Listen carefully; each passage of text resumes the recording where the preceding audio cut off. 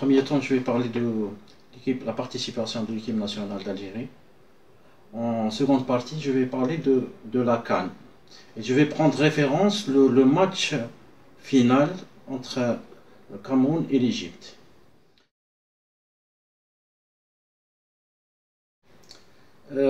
On a soulevé dans cette participation une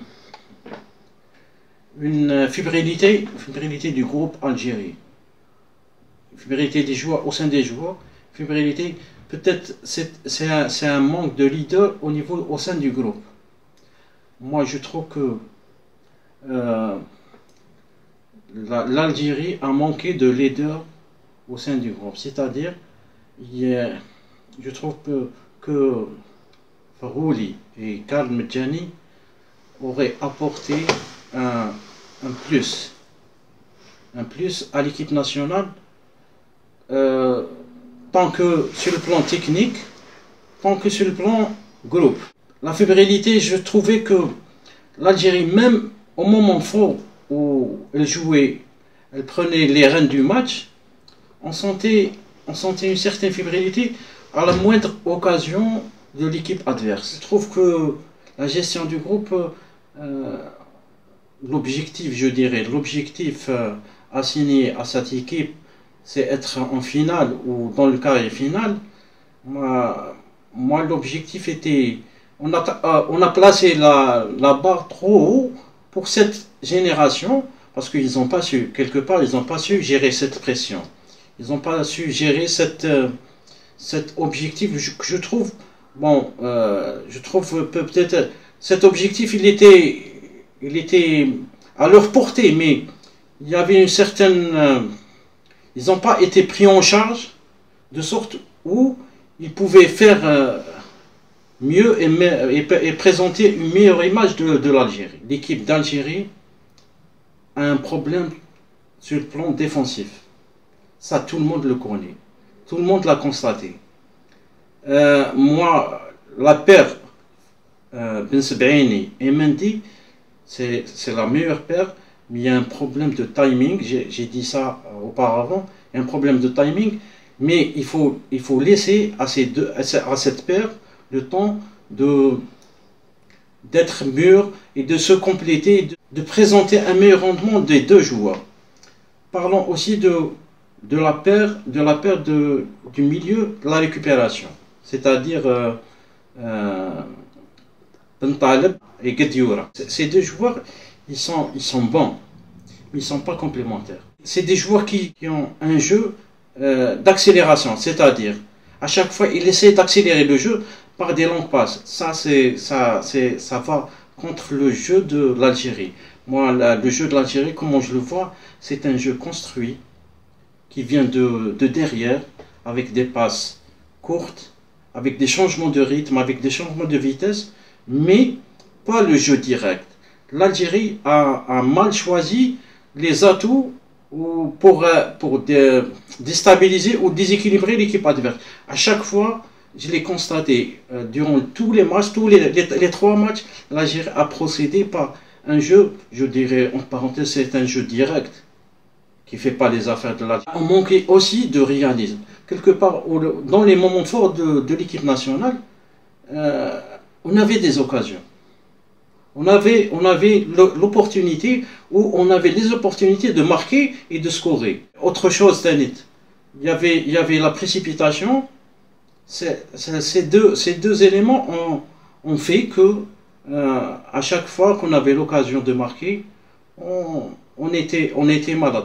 Dans n'importe quel tournoi, on aurait souhaité avoir une victoire, même sans la manière, mais cette victoire allait libérer les joueurs et permettre à ces joueurs de s'exprimer et de donner une meilleure image de l'Algérie et du football algérien. Si je viens à analyser la Coupe d'Afrique, moi je vais me porter sur la finale. La finale, c'est un indice révélateur des tendances actuelles dans le football africain. Je parle du football africain, pas mondial. On a vu une finale entre deux équipes jeunes, avec une stabilité dans le staff technique, avec des leaderships au sein des deux équipes, qui portaient les deux équipes vers le haut. Je citerai Salah, je citerai Bokonjo, je citerai pas mal de joueurs. C'est des joueurs, c'est 2 joueurs ou 3 joueurs de part des deux équipes qui étaient là au service de l'équipe, tant que sur le plan technique, tant que sur le plan solidarité, sur le plan envie de bien faire, de bien représenter leur pays. C'était là la différence, c'était là les atouts qu'on n'avait pas, nous, l'Algérie, dans cette CAN 2017. Ce qu'il y a à retenir aussi, je dirais le secret de la réussite, c'est la stabilité des joueurs, c'est la stabilité du staff technique. Et l'exemple est là, du Cameroun et de l'équipe de l'Égypte. On a 2 entraîneurs avec 2 staffs qui sont là. L'un a 2 ou 3 ans avec l'équipe, l'autre, il est là, il vient d'arriver pour driver le Cameroun, mais là on sentait qu'il y a une confiance mutuelle entre les responsables et l'entraîneur. On sentait que l'équipe du Cameroun ou de l'Égypte, on sentait qu'il y a un projet de jeu qui se fait dans des perspectives proches ou lointaines, mais il y a un projet. Les Camerounais et les Égyptiens nous ont donné une gifle. Nous, Algériens, revenez en arrière les Algériens. Quand le football allait, c'était la stabilité de l'entraîneur, c'était la stabilité des joueurs. Là on sentait que l'Algérie allait de l'avant. Les exemples, il y a l'exemple de Saadin, il y a l'exemple de Ali Luzic. Même Ali Luzic a fait une mauvaise CAN, il était reconduit. Là, on sentait qu'il y avait une certaine confiance, un certain respect des choix. Là, on allait vers l'avant, on allait avancer dans le football algérien. Des exemples du football national, le meilleur exemple que je trouve, c'est l'exemple le plus récent, c'est l'exemple de Madoui. Madoui avec l'entente de Sétif, Monsieur Hammar a fait confiance à son entraîneur, qui était adjoint 2 fois ou 3 fois avec des entraîneurs étrangers ou algériens. Là, on sentait que Monsieur Hammar, le président de l'équipe de l'entente, le poussait pour s'exprimer, pour montrer qu'il a les capacités, qu'il a le potentiel pour driver ou entraîner une équipe de la grandeur, je dirais, de la grandeur de l'entente de Sétif. La preuve, il a eu la Champions League. On a des exemples aussi du championnat. Amarani avec l'ASO, Amarani avec l'Almo. Prenons exemple sur ces gens-là.